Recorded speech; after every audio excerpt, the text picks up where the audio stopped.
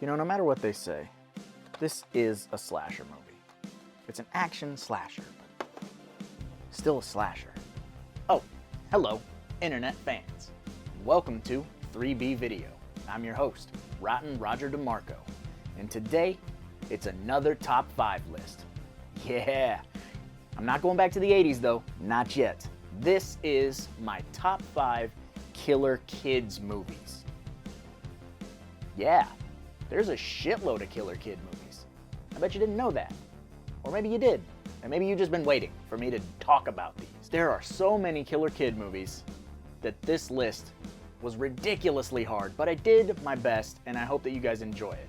So let me know in the comments your top 5 killer kid movies, and maybe you can introduce me to one that I haven't seen yet. And hopefully I can introduce you to some you haven't seen. But let's get started. Do I have space on one of these sides for the posters? I have space on this side for the posters, so this is where they're gonna go. All right, so for my top 5 killer kids movies, coming in at number 5 is Nicholas McCarthy's 2019 film, The Prodigy. Yeah, this one came and went, disappeared. Not a lot of people saw it, not a lot of people talk about it, and actually I think for the most part, the people that do talk about it didn't really enjoy it. And I'm having a hard time understanding that logic. I really enjoyed this movie. So this movie stars Jackson Robert Scott, which most of you will immediately recognize as young Georgie in the new 2017 It. And they gave him a lead role in this movie and he kills it, pun intended. This kid is a badass and I can't wait to see what he does next.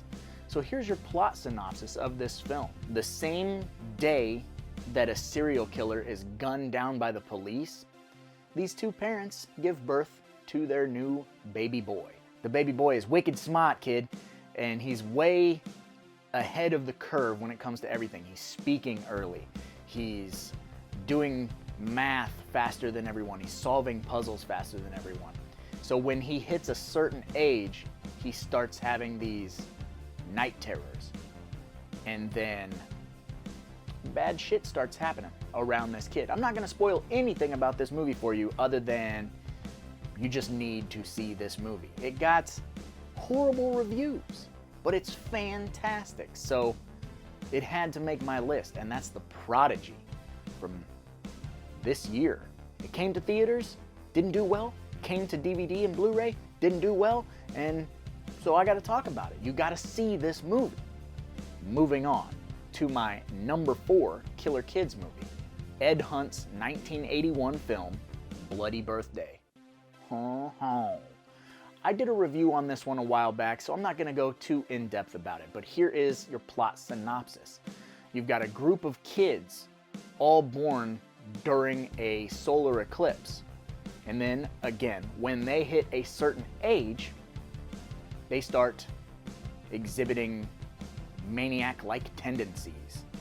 It's very, very good. It's the epitome of an 80s slasher. So much nudity, so much violence, and it's a very fun movie. It's sort of earning its cult film status with the horror geeks, and it's amazing, and it's worth seeing, it's worth owning. I know that Arrow put out a Blu-ray of it. You gotta see this one to believe this one, folks. Moving on to my number 3 killer kid horror film is the 2012 remake, I believe this is a remake, of Come Out and Play. Wow. This movie really upset my kids when my kids happened to be walking through the living room and seeing this film. But for those of you who are the uninitiated, those of you who haven't seen it, here's your plot synopsis. You've got a husband and wife who are expecting a baby.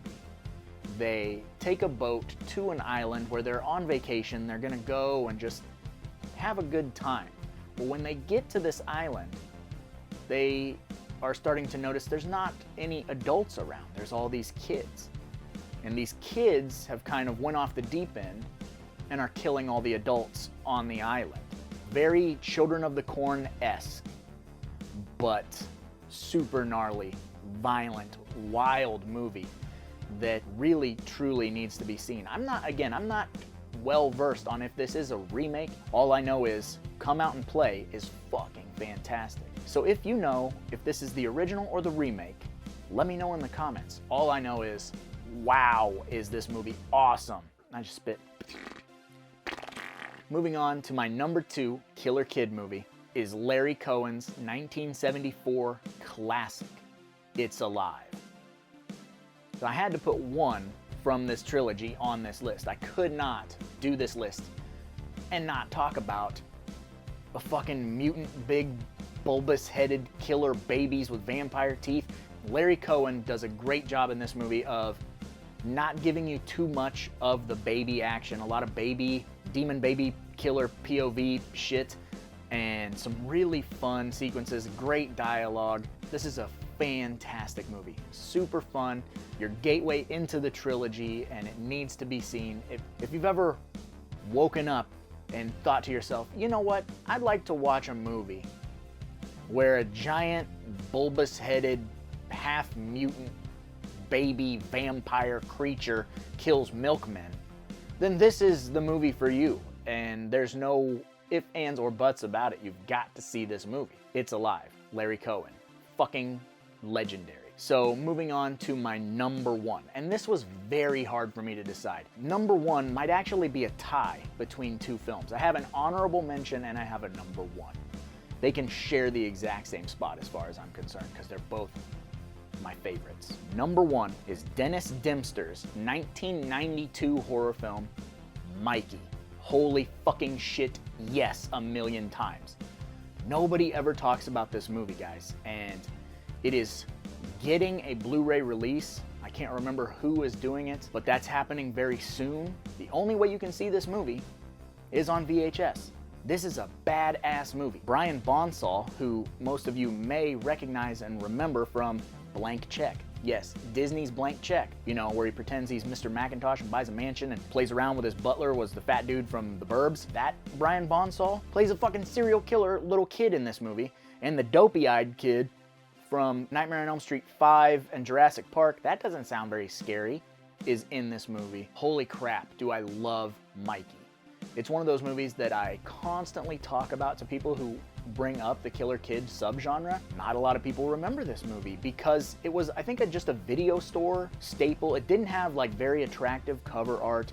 So it's one of those movies that really just disappeared. And I'm so glad that it's getting a Blu-ray release so that all of you can finally see it. I'm so thrilled that you guys finally get to discover this movie. And I can't wait to hear what you think about it. So if you know about Mikey and you've already seen it, let me know in the comments.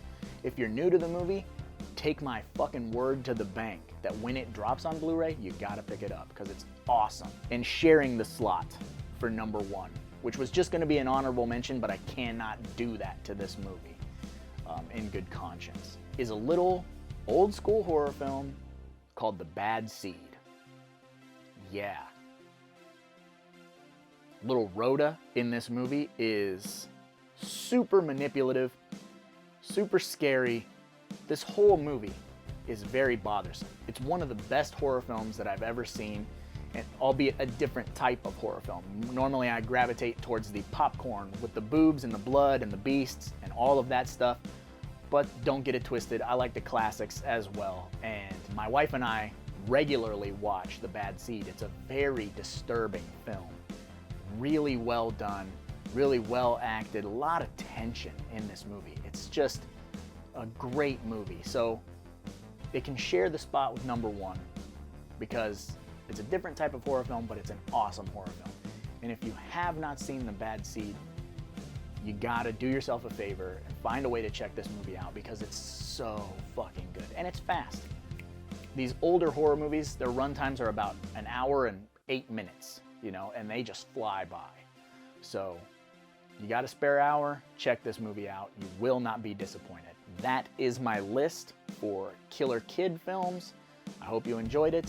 Let me know in the comments your top 5 killer kid films.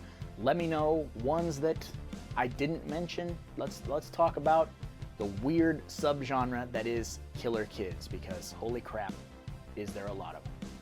But I suppose I should probably get going because, after all, there's a lot of movies out there. Somebody's got to watch them. So why not me, right? Now, Terminator 2, that's an action film. Terminator 1, horror. I gotta get this through people's heads. It's a horror movie.